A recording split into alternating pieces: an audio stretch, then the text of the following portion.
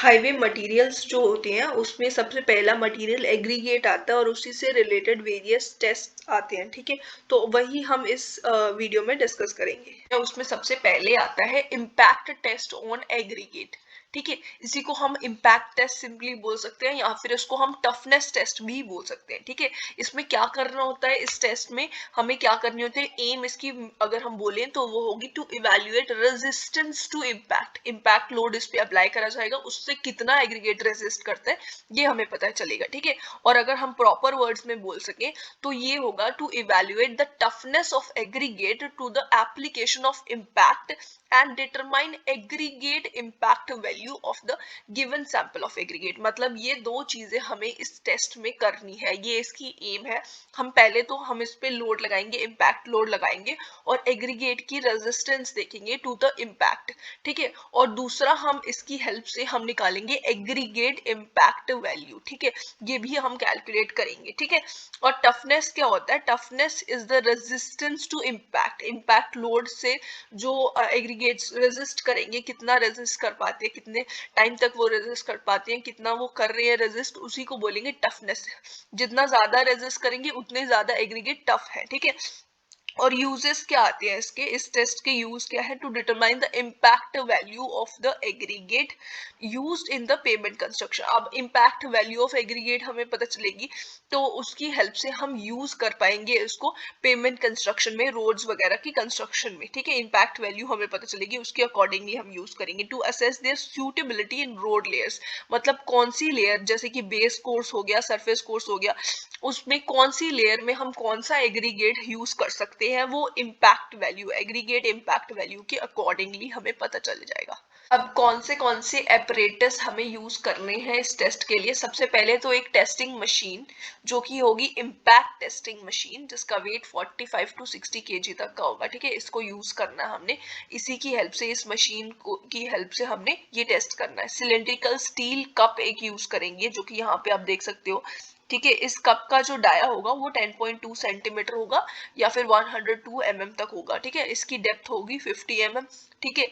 इसको हमने यूज करना है, इसी के अंदर एग्रीगेट रख के उसके ऊपर हमने टेस्ट करना है। एक मेटालिक हैमर चाहिए होगा जिसका वेट क्या है, 13.5 टू 14 केजी तक का इसका वेट होगा, ठीक है। Hammer of weight 13.5 to 14 kg, ठीक है, ये हमने लेना है।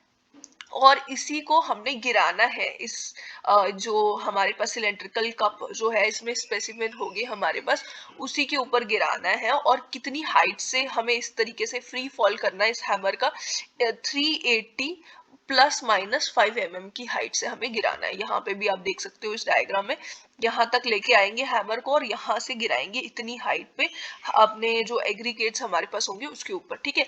फिर उसके बाद एक one and rounded tamping rod जो है उसका यूज करना है, ठीक है। एक बैलेंस चाहिए होगा हमें, जिससे हम जो सॉइल है वो उसके वेट वगैरह मेजर कर लेंगे, ठीक है। कैपेसिटी उसकी क्या होगी, 500 ग्राम तक हो सकती है, ठीक है। अब ये इसका प्रोसीजर है, आप चाहो तो ये प्रोसीजर रीड कर सकते हो, अगर आपको रीड करना है। ये पीडीएफ तो मैं शेयर कर दूंगी आपसे, तो मैं आपको बताती हूँ सिंपल वर्ड्स में कि हमें करना क्या है एग्जैक्टली। सबसे पहले तो हमें 350 ग्राम जो है वो लेना है सैंपल, एग्रीगेट का सैंपल ले लिया 350 ग्राम। फिर उसके बाद इसे पास करवाना है हमें सीव से, ठीक है। कौन सी सीव लेनी है, एक 12.5 की सीव लेनी है और एक लेनी है हमें 10 की सीव। और यहाँ पे एक होगा पैन, है ना, ये हमारे पास पैन होगा। तो जब हम सीव करवाएंगे इन एग्रीगेट्स को तो यहाँ पे कुछ एग्रीगेट्स आएंगे जो 12.5 से लेके 10 के साइज के होंगे, है ना। ये वाले एग्रीगेट्स जो है इन्हें हमें लेना है। और हमें इसके बाद सबसे पहली चीज क्या करनी है, जो हमारे पास जो सिलेंड्रिकल था ना, ये सिलेंड्रिकल कप यहाँ पे आप देख सकते हो, ये जो सिलेंड्रिकल कप है जिसमें हमें रखने हैं एग्रीगेट्स, पहले इसका वेट ले लेना, वो जाएगा W1, ठीक है। फिर उसके बाद अब ये जो हमने एग्रीगेट्स थे यहाँ पे इसके बीच में, ये वाले एग्रीगेट्स को लेना है जो 12.5 से लेके 12.5 से लेके 10 के एग्रीगेट्स हैं, इनको ले लेना है और लेके हमें इस स्पेसिमेन के अंदर डालना है, ठीक है। कैसे डालना है इसको, सबसे पहले एक लेयर तक हमें इसे फिल करना है, फिर उसके बाद 25 टाइम्स इसके ऊपर टैंपिंग करनी है हमें। कौन सी रॉड से? टैंपिंग रॉड से। टैंपिंग रॉड जो हमने ली हुई है, ठीक है, ये वाली रॉड जो है इसके राउंड एंड जो होगी, उसकी राउंड एंड से हमने इसके ऊपर 25 टाइम्स टैपिंग करनी है। फिर उसके बाद एक और लेयर इसके ऊपर हमने रखनी है, फिर से 25 टाइम्स इसके ऊपर टैपिंग करनी है। फिर से एक 25 mm, फिर से एक और लेयर जो है इसके ऊपर रख देनी है। 3 लेयर्स में इसको हमने 25 टाइम्स टैपिंग करके इसको बना लेना इस तरीके से स्पेसिमेन। और जो ऊपर एक्स्ट्रा एग्रीगेट्स होंगे वो साइड साइड से हटा देना। अब जो ये है इसका वेट हो जाएगा W2, ठीक है। अब इसका वेट हमारे पास आ जाएगा W2। अब ये देखो, ये एम्प्टी था सिलेंडर और ये हमारे पास ये फुल सिलेंडर है। तो हमें क्या करना है, W2 माइनस W1 पहले ही आप करके रख लेना, ठीक है। अब इसके बाद क्या कर रहे हैं, हमारे पास ये स्पेसिमेन तैयार है। अब हमें इसे लेना है और रख देना है मशीन पे। और हमें क्या करना है, अब हमारा रोल आएगा हैमर का रोल, ठीक है। हैमर जो है उसको गिराना है 38 सेंटीमीटर की हाइट से, ठीक है। 15 टाइम्स इसको गिरा देना है हैमर को 38 सेंटीमीटर की हाइट से, ठीक है। 38 सेंटीमीटर की हाइट से हमें गिराना है 15 टाइम्स, ठीक है। और फिर उसके बाद क्या करना है, अब हमें इस जो हमारे पास आया होगा एग्रीगेट्स जो होंगे, अब इसको फिर से हमें सीव करवाना है। कौन सी सीव से सीव करवाना है, अब हमें 2.36 mm की सीव से सीव करवाना है। और ये होगा हमारे पास पैन, है ना। इसमें से कुछ एग्रीगेट्स यहाँ पे पास कर जाएंगे, कुछ जो होंगे वो ऊपर ही रिटेन कर जाएंगे। अब जो पास कर गए हैं वो वाले एग्रीगेट्स को हमें लेना है। ये हो जाएगा हमारे पास वेट, इसका लेना हमें W3 वेट होगा इसका, ठीक है। अब इस एग्रीगेट्स को लेके इसका वेट मेजर कर लिया। अब हम निकालेंगे एग्रीगेट इम्पैक्ट वैल्यू। अब हम निकालेंगे एग्रीगेट इम्पैक्ट वैल्यू, ठीक है। ये आ जाएगी हमारे पास W3 upon W2 minus W1 multiply by 100। ये हो जाएगी हमारी एग्रीगेट इम्पैक्ट वैल्यू। इस एक्सपेरिमेंट में, इस टेस्ट में मैकेनिकल एनर्जी यूज्ड क्या होगी, वो हो जाएगी 14 मल्टीप्लाई बाय 38 मल्टीप्लाई बाय 15। अब ये 14 क्या है, ये आपने देखा था ड्रॉप हैमर, जो हैमर था हमारे पास उसका वेट था, ये वेट ऑफ हैमर है, वेट ऑफ हैमर, ठीक है।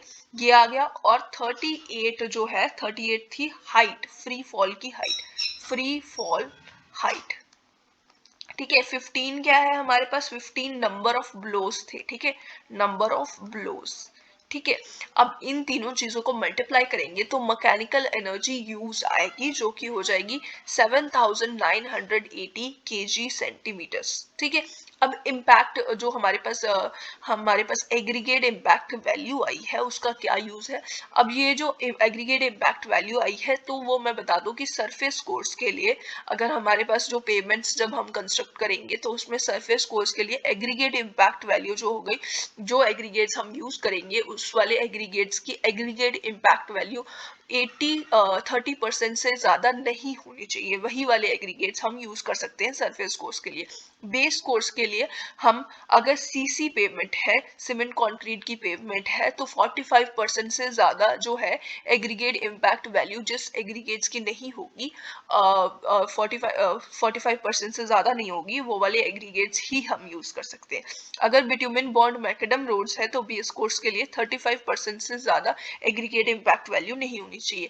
वाटर बॉन्ड मैकेडम रोड्स है तो हमें क्या करना है, बेस कोर्स के लिए एग्रीगेट इम्पैक्ट वैल्यू 40% से ज्यादा नहीं होनी चाहिए। इसके बाद है क्रशिंग स्ट्रेंथ टेस्ट, जिसको हम क्रशिंग वैल्यू टेस्ट बोल सकते हैं या फिर स्ट्रेंथ टेस्ट भी सिंपली बोल सकते हैं, ठीक है।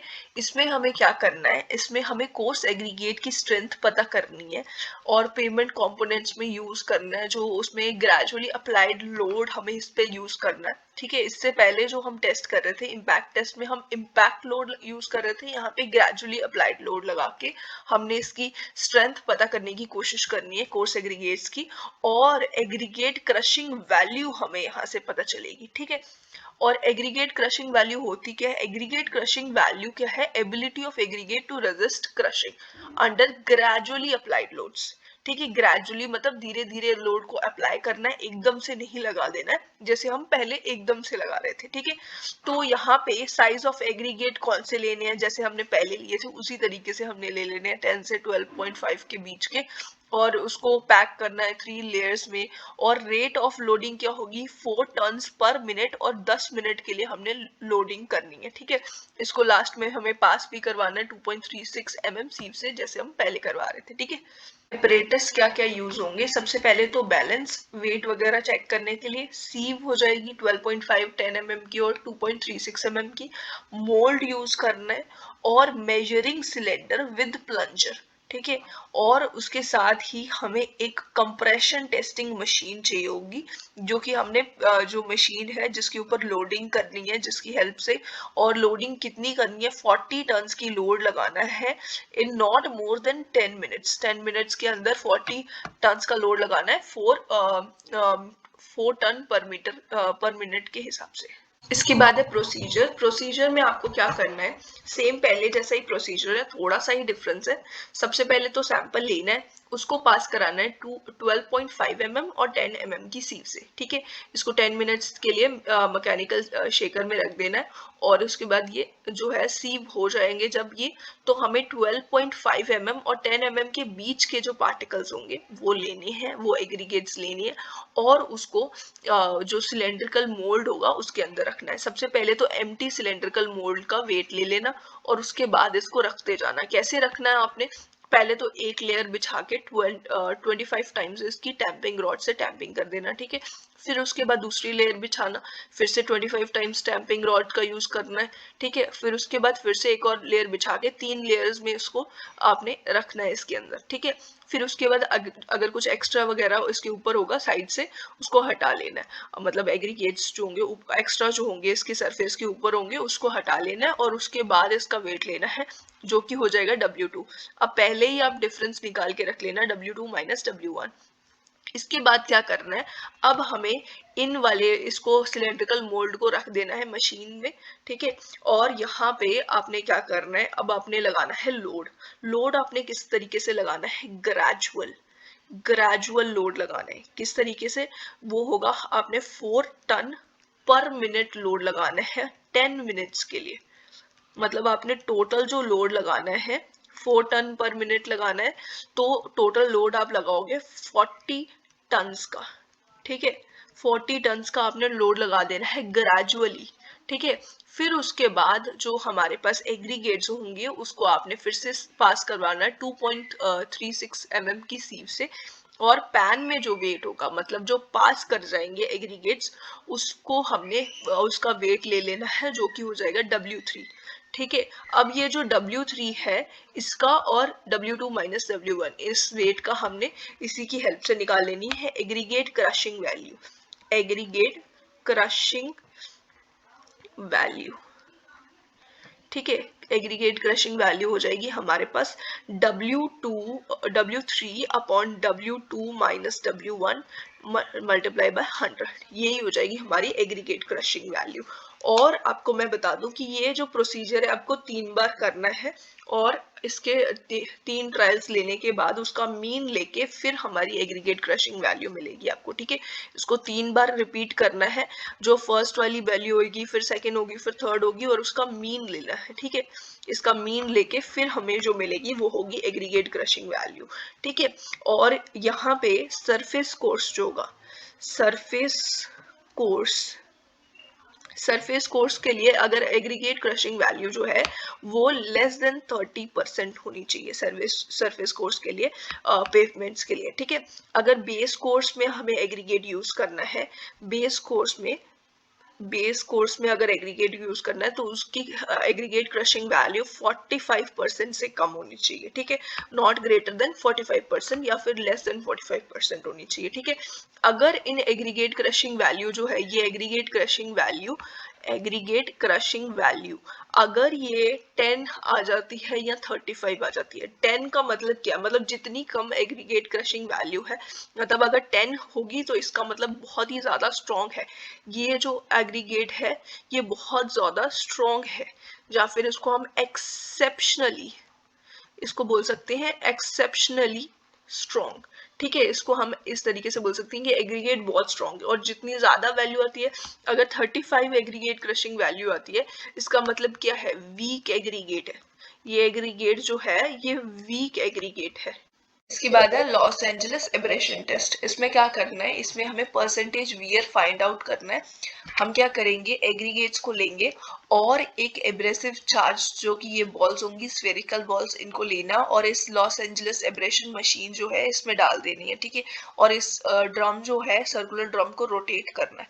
ठीक है, ये जो सर्कुलर ड्रम है इसका इंटरनल डाया जो है वो 700 है और लेंथ 520 है, दोनों में है। ठीक है, और कास्ट आयरन स्फेरिकल बॉल्स जो हमने यूज करनी है ये 48 की होंगी और इसका वेट जो होगा, इसका वेट होगा 340 से लेके 445 ग्राम्स तक। ठीक है, और इसके सिवाय जो एब्रेशन टेस्ट जो होती है, इसके सिवाय और कौन से टेस्ट होती है, डेविल्स एब्रेशन टेस्ट या फिर डॉरीज एब्रेशन टेस्ट। ठीक है, अब क्या क्या एपरेटस हमने यूज करनी है इसके लिए, सबसे पहले तो लॉस एंजलिस एब्रेशन मशीन का यूज करना है हमें, और एब्रेसिव चार्ज जो होगा, चार्ज बॉल्स जो होंगी वो हमने यूज करनी है, और जो कि कास्ट आयरन या फिर स्टील की बनी होंगी, और इसका डायमीटर 48 होगा, वो हमने देख लिया।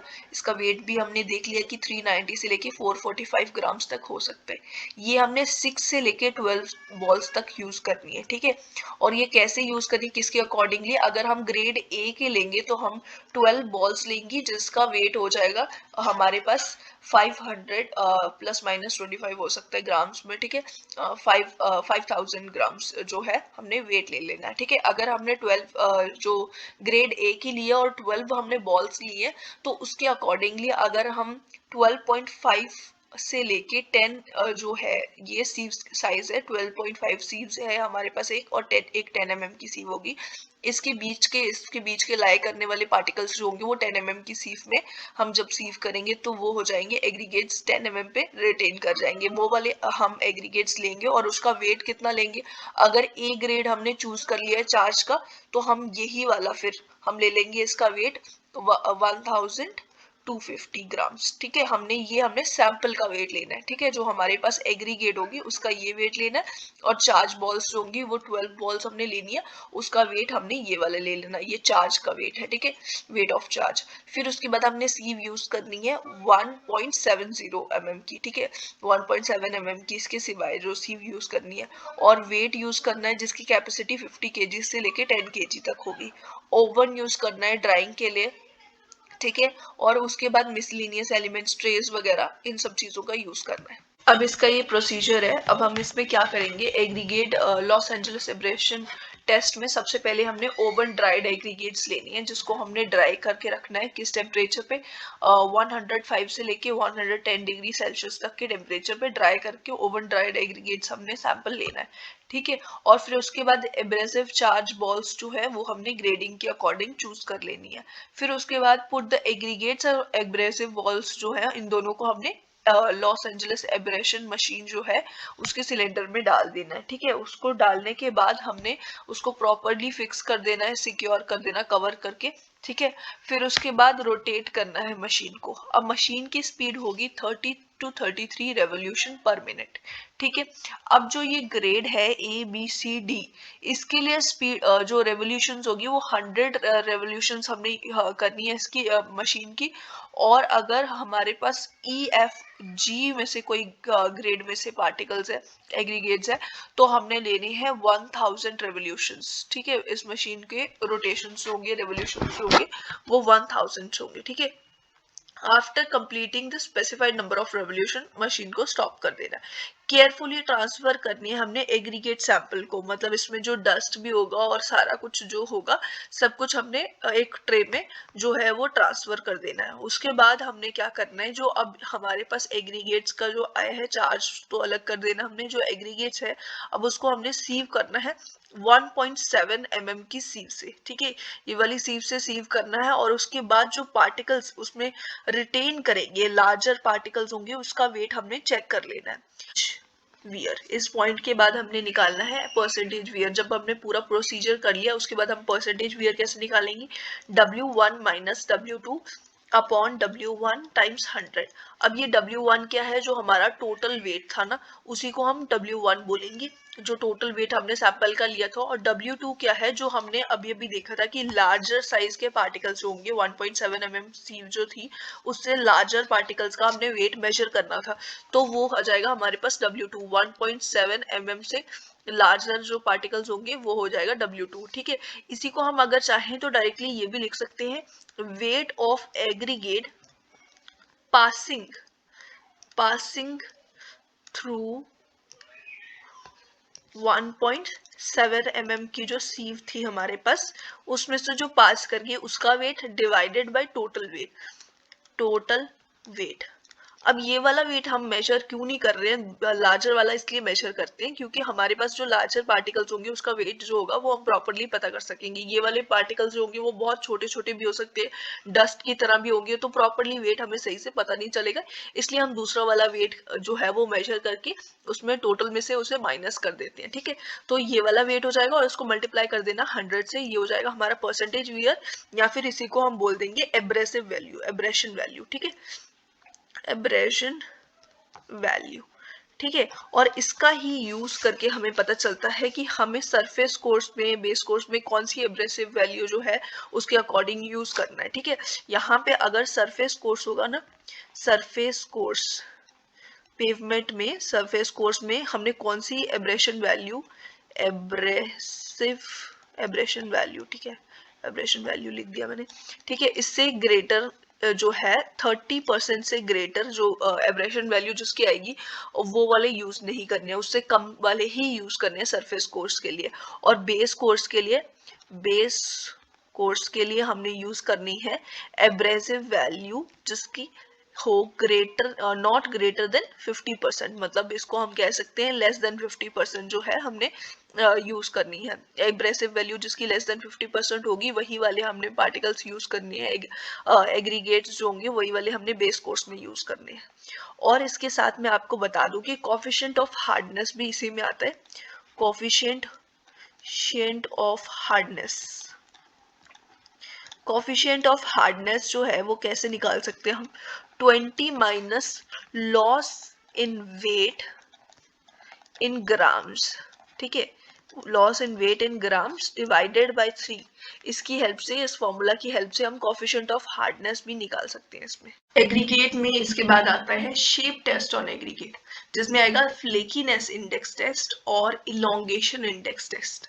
ठीक है, शेप और साइज जो है एग्रीगेट के वो डायरेक्टली इम्पैक्ट करते हैं उसकी स्ट्रेंथ ऑफ कॉन्क्रीट जो है उसकी स्ट्रेंथ में, और बॉन्ड स्ट्रेंथ में, वर्केबिलिटी ऑफ कंक्रीट में, सीमेंट रिक्वायरमेंट जो कंक्रीट में होगी, ठीक है, कॉस्ट रिक्वायरमेंट ऑफ कंक्रीट, इन सब चीजों को डायरेक्टली इम्पैक्ट करता है। ठीक है, शेप और साइज ऑफ एग्रीगेट कैसे, जैसे कि हमारे पास राउंडेड अगर एग्रीगेट्स होंगे तो उससे बहुत अच्छी वर्केबिलिटी आएगी, गुड वर्केबिलिटी आएगी, लेकिन उसकी बॉन्ड स्ट्रेंथ अच्छी नहीं होगी और मैकेनिकल स्ट्रेंथ जो होगी वो अच्छी नहीं होगी। लेकिन अगर हमारे पास वही अगर एंगुलर और इरेगुलर एग्रीगेट्स होंगे ना, तो उसमें बहुत कम जो है वर्केबिलिटी आएगी पर स्ट्रेंथ अच्छी मिलेगी, बॉन्ड स्ट्रेंथ, मैकेनिकल स्ट्रेंथ अच्छी मिलेगी। क्यों?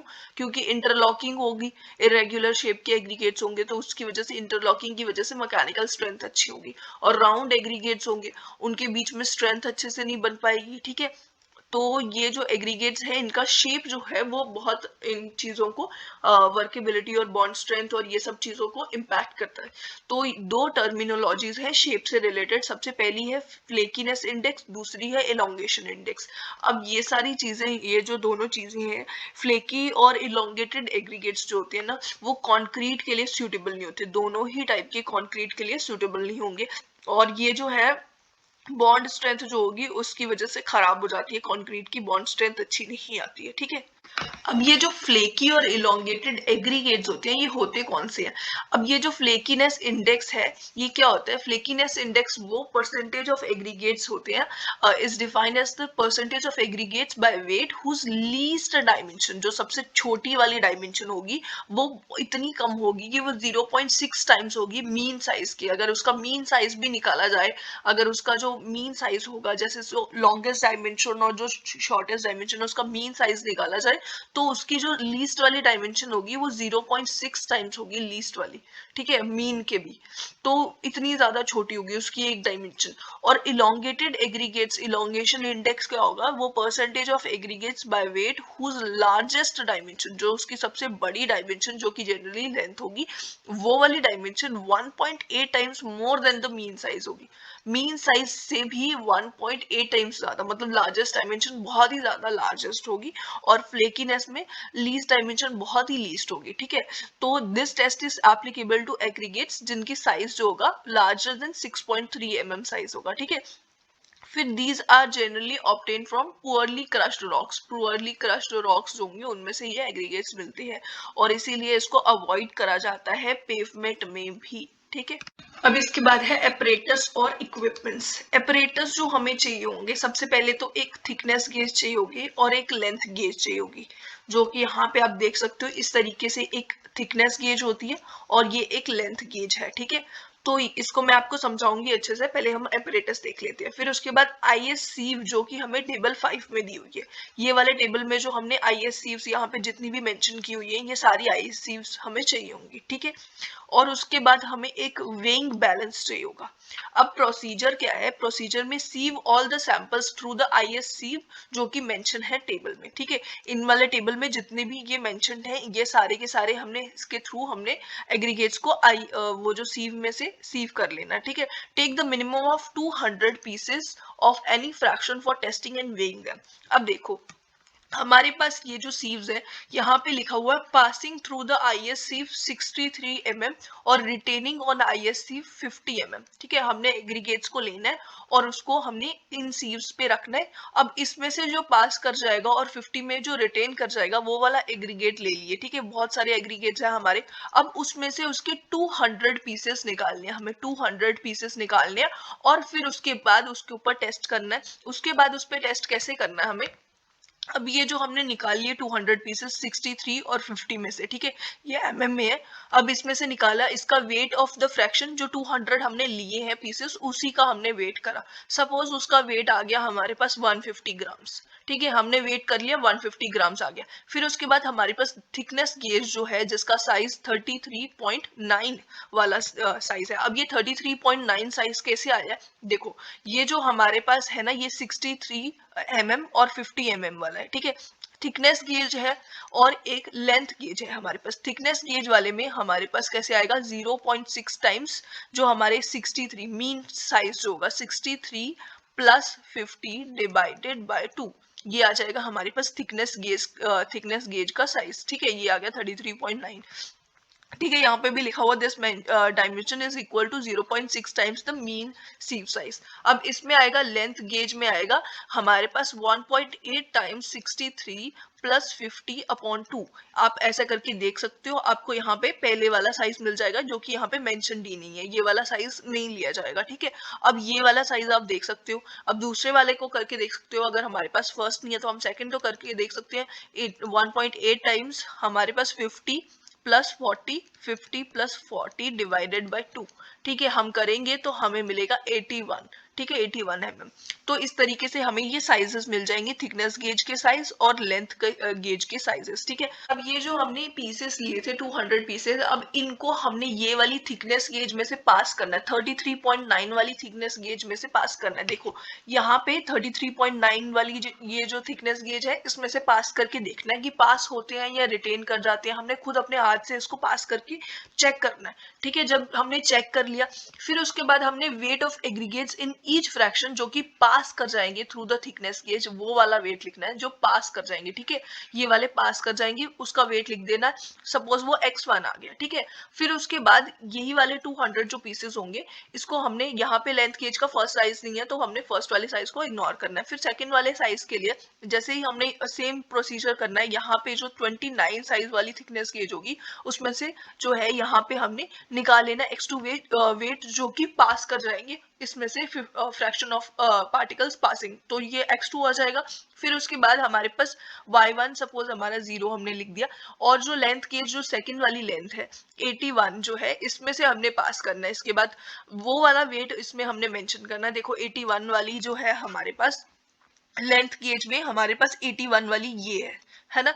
इसके थ्रू यहाँ से हमने इस साइड से पास करवाने की कोशिश करनी है। यहाँ से हमने सपोज यहाँ से इधर से पास करने की कोशिश करी और ये जो कोने हैं यहाँ से ये अटक गया, ठीक है, तो ये अंदर नहीं जा रहा, मतलब ये पास नहीं हो रहा। और अगर इससे थोड़ा सा छोटा होगा तो वो सपोज यहाँ से ये चला गया, पास हो गया, मतलब हमने अपने हाथ से इसको पास करवाने की कोशिश करनी है। अगर पास कर गया तो मतलब पास, और नहीं तो रिटेन, ठीक है। ऐसे ही सेम हमने हमने यहाँ पे इसकी थिकनेस जो है वो ऐसे करके चेक करनी है। हमारे पास कुछ इस तरीके से एग्रीगेट होगा और इसको पास करने की कोशिश करनी है। अगर ये साइड से यहाँ से टच हो रहा है और दोनों साइड से, तो ये पास नहीं कर रहा है, मतलब कि रिटेन्ड, और अगर पास कर गया तो मतलब पास्ट, ठीक है। इस तरीके से अगर ये इसकी साइज होगा ऐसे एकदम इस तरीके से, इसकी थिकनेस थोड़ी ज्यादा है तो ये पास नहीं करेगा, ठीक है।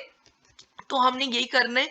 और फिर उसके बाद हमने y2 कौन सा वेट निकालना है, जो रिटेन कर गया। इस वाले में हमने देखा था जो पास कर गया था वो वाला थिकनेस गेज से हमने निकालना था, और जो रिटेन कर गया था वो वाले का वेट निकालना था y2। अब क्यों रिटेन वाला और यहाँ पे पास वाला क्यों लिखा है, क्योंकि जो पास कर जाएंगे इस वाली सीव से, इसका मतलब वो छोटे पार्टिकल्स होंगे ना। और मतलब हमने देखा था लीस्ट डायमेंशन, जो सबसे छोटी वाली डायमेंशन होती है वो बहुत छोटी होती है, ये हमने देखा था हमारी जो फ्लेकी इंडेक्स जो था उसमें, ठीक है। और यहाँ पे रिटेन वाले जो सबसे बड़ी वाली डायमेंशन होती है वो बहुत ही ज्यादा बड़ी होती है, ऐसा हमने देखा था। तो मतलब यहाँ पे इसलिए रिटेन जो रुके हुए पार्टिकल्स होंगे उनकी लेंथ जो होगी वो ज्यादा होगी, मतलब उसकी एक डायमेंशन बहुत ही ज्यादा लंबी होगी। तो वही हमने चेक करना है। अब हमने यही प्रोसेस पूरी रिपीट करते जानी है। हर बार हमने ये जो सीव होंगी, ये दोनों सीव्स, ये सारी की सारी सीव्स में से पास कराना है 63 से 50 में। और 50 वाले रिटेन जो कर गए होंगे उसके 200 पीसेस लिए, जो 40 पे रिटेन कर गए होंगे उसके 200 पीसेस लिए, फिर 31.5 पे जो रिटेन कर गए होंगे उसके 200 पीसेस लिए, और ऐसे हर बार 200 पीसेस लेने। कहाँ तक, जब तक ये टेबल है यहाँ पे 10 mm से लेके 6.3 mm वाले पे, 6.3 वाले के 200 पीसेस लिए, ठीक है। इस तरीके से हमने 200 हर बार लेके और उनको पास करवाना है। सबसे पहले तो इन 200 पीसेस का हमने वेट चेक कर लेना है। 50 ग्राम्स इसका हो गया, सपोज इसका 100 हो गया, सपोज इसका 80 हो गया। इस तरीके से हमारे पास इन पहले 200 का टोटल का वेट देख लिया। फिर उसके बाद जो पास कर गए ये वाली थिकनेस गेज में से उसका वेट लिख दिया। फिर जो रिटेन कर गए लेंथ गेज पे उसका वेट लिख दिया, ठीक है। टोटल उन सब का वेट लिखते जाना है हमें, ठीक है। तो ये पूरा टेबल हमने प्रिपेयर करना है। सपोज ये W1 है, ये W2 है और ये W3 है, ठीक है। तो हमने उसके बाद निकालना है फ्लेकीनेस इंडेक्स और इलोंगेशन इंडेक्स। फ्लेकीनेस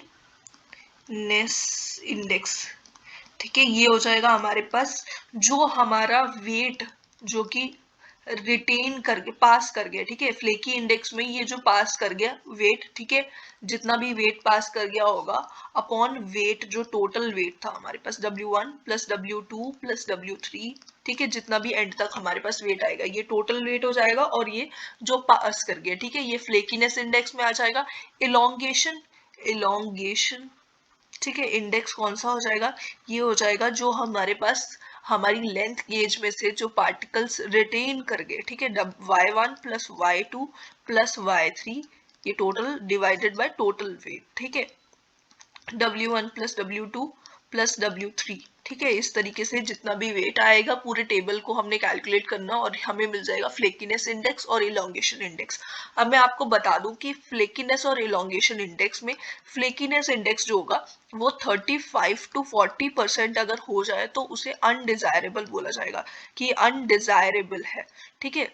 तो मतलब ये इससे कम होना चाहिए, मतलब ये ओवरऑल जो है इसकी कोई इलोंगेशन इंडेक्स की कोई लिमिट नहीं है, बट जो ओवरऑल है ये दोनों की दोनों नॉट ग्रेटर देन 15% होना चाहिए of total weight.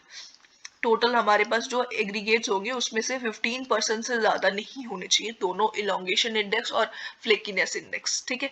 एंगुलैरिटी number test, ठीक है। एंगुलैरिटी नंबर टेस्ट में क्या है, सबसे पहले तो एंगुलैरिटी क्या होती है, एंगुलैरिटी होती है एब्सेंस ऑफ राउंडेडनेस, ठीक है, कितना कम राउंड है एक एग्रीगेट उसी को बोल देंगे एंगुलैरिटी। मतलब एक एग्रीगेट बिल्कुल राउंड होगा, फिर इस तरीके से हो सकता है, फिर उसके बाद वो इस तरीके से बिल्कुल शार्प भी हो सकती है उसकी एजेस, तो उसके हिसाब से मतलब कितना कम राउंड है उतना ज्यादा वो एंगुलर है, ठीक है। उसी का वाइसा वर्सा, जितना एंगुलर है उतना कम राउंड है, ठीक है। तो angularity in general is the absence of rounding of particles of an aggregate, ठीक है। एंगुलैरिटी नंबर क्या है, अब एंगुलैरिटी नंबर कहाँ से आता है, angularity number of an aggregate aggregate is the amount, मतलब कि होल नंबर में, by which the percentage of voids in it after compacting exceeds 33। अब ये 33 से ज्यादा, मतलब अगर उस एग्रीगेट्स को कॉम्पैक्ट करा जाए, उनको बिल्कुल पैक करा जाए, तो वो उसमें वॉइड रेशियो जो होगी इसकी परसेंटेज ऑफ वॉइड्स जो होंगे, परसेंटेज ऑफ वॉइड्स, ठीक है, इसके जो परसेंटेज वॉइड्स है वो कितनी जो है वो मतलब कि कितने एक्सीड करते हैं 33 से, 33% वॉइड्स है या उससे एक्सीड कितना करते हैं एग्जैक्टली, तो वो आ जाता है हमारा एंगुलरिटी नंबर। अब ये 33 ही क्यों लिया? 33 इसलिए, 33 is the percentage of volume of voids in a perfectly round aggregate. Round aggregates की एग्जैक्टली 33 होती है, और जो बिल्कुल जो एग्रीगेट्स होते हैं, volume of solids in perfectly round aggregates when compacted in specified manner. Solids की वॉल्यूम जो हो जाती है वो, मतलब ये 33 है तो इसी में से 100 माइनस करेंगे तो 67 हो जाएगी सॉलिड्स की वॉल्यूम, और जो वॉइड होगी वो 33 हो जाते हैं, ठीक है। तो 33 इसलिए लिया हुआ, तो 33 से ज्यादा वो कितना, और उसकी परसेंटेज कितनी ज्यादा है वॉइड्स की, वो हो जाती है एंगुलरिटी नंबर, ठीक है। अब ये नंबर जो है ये 0 से लेके 11 तक होगा। ये देखो इस तरीके से मैंने यहाँ पे ये लाइन ड्रॉ करी है। यहाँ पे जो राउंड एग्रीगेट होगा ना, जो सबसे ज्यादा राउंड एग्रीगेट होगा उसकी 33% होगी ना हमारे पास वॉल्यूम ऑफ वॉइड्स, ठीक है, 33% होगी उसकी वॉल्यूम्स, और उसकी एंगुलरिटी जो होगी ना वो 0 होगी, ठीक है। जो बिल्कुल राउंड एग्रीगेट होंगे उसकी एंगुलरिटी 0 होगी, और जितना कम राउंड होता जाएगा वो उतना ज्यादा एंगुलर होता जाएगा इस डायरेक्शन में, मतलब कि एंगुलरिटी आ रही है इसमें और ज्यादा एंगुलर हो रहा है एग्रीगेट, ठीक है। ऊपर यहाँ पे ये है वॉल्यूम ऑफ वॉइड्स, ऊपर जो मैंने लिखा है, और नीचे मैं लिखती जाऊंगी एंगुलरिटी नंबर, ठीक है। तो ये हो जाएगा ऊपर जो आएगा वॉल्यूम ऑफ वॉइड्स, ठीक है। तो इस तरीके से ये पूरी मतलब पूरी की पूरी एक स्केल टाइप का होगा 1, और यहाँ पे अगर ये 1 होगा एंगुलरिटी नंबर, फिर उसके बाद ये 2 आएगा, फिर 3 आएगा, 4 आएगा, इस तरीके से ये आएगा, और पूरा 11 तक होगा, 11 तक होगा, 0 से लेके 11 तक ये एंगुलरिटी नंबर होता है, ठीक है। अब इसी के साथ जो परसेंटेज ऑफ वॉइड्स होगी ना वो भी एक्सीड करता जाता है, वॉल्यूम ऑफ वॉइड्स जो होगी वो एक्सीड करता जाएगा, और ये 33 से 34 होगा, फिर उसके बाद 35 होगा, फिर 36 होगा, 37 होगा, इस तरीके से ये बढ़ती जाएंगी इस डायरेक्शन में, दोनों ही चीजें बढ़ती जा रही है, ठीक है। और एंगुलर जो सबसे ज्यादा एंगुलर है, जैसे यहाँ पे उसका एंगुलरिटी नंबर 11 आता है ना, उसके साथ उसकी जो परसेंटेज वॉइड्स होंगी वो आ जाएगी 44, ठीक है, 44% आ जाएगी। यहाँ पे 43 आ जाएगा, 43%, फिर उसके बाद यहाँ पे 10 आ जाएगा। इस तरीके से पूरा एक स्केल होता है, और ये इसी तरीके से मतलब डिफाइंड है कि एंगुलरिटी नंबर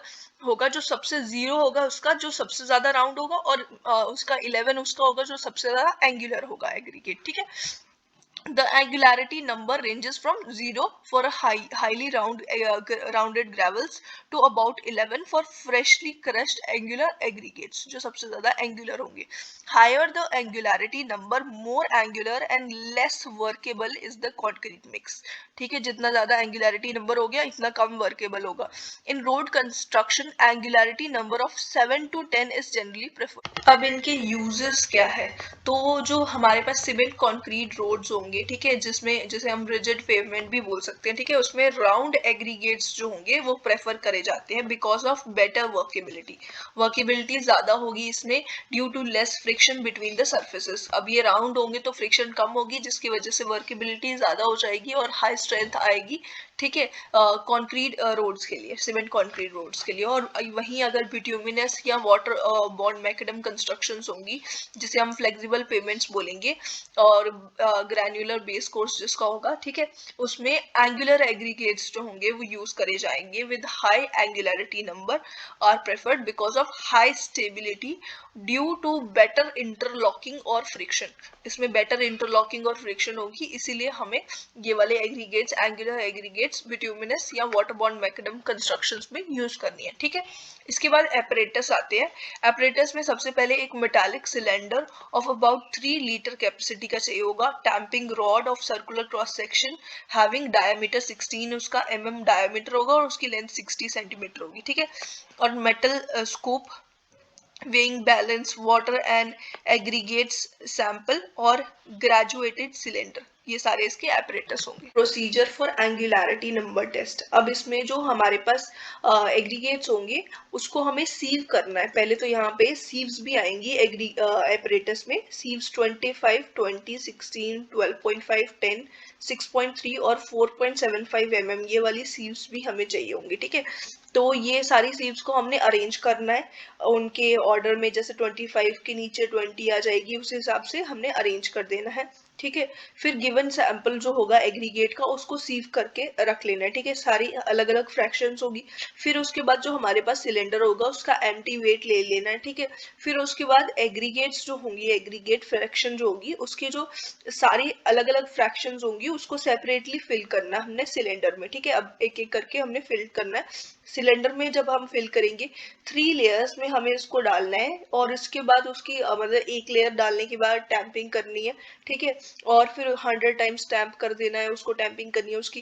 एक लेयर डाला, फिर दूसरी लेयर डाली, फिर 100 टाइम्स टैंपिंग करी, और ऐसे ऐसे करके बार बार उसको राउंडेड एंड से हमने टैंपिंग रॉड से टैंपिंग कर देनी है। ठीक है, और 3 लेयर्स में इसको डाल देना है। फिर एक्सेस एग्रीगेट्स जो होगा ऊपर से साइड से हमने ऊपर बिल्कुल शार्प एज पूरा ऐसे रखना है, ऊपर से एक्सेस एग्रीगेट्स रिमूव कर देना है। ठीक है, फिर उसके बाद हमारा जो सिलेंडर है along with aggregate is weighted, मतलब उसका एग्रीगेट के साथ उसको वेट ले लेना है। पहले हमने सिलेंडर का एम्प्टी वेट लिया था, अब एग्रीगेट के साथ वेट लेंगे। ठीक है, फिर उसके बाद एग्रीगेट को रिमूव करेंगे सिलेंडर से।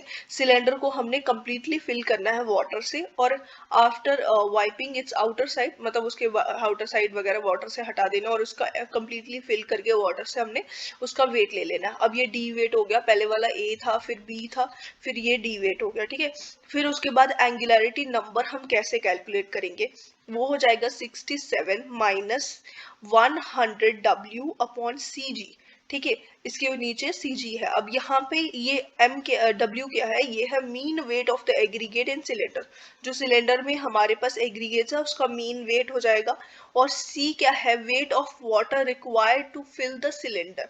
जितना पूरा फिल करने के लिए जो वेट ऑफ वाटर चाहिए है वो वाला सी आ जाएगा। जी आ जाएगा average specific gravity of aggregate, और इसी की हेल्प से हमने एंगुलैरिटी नंबर निकाल लेना।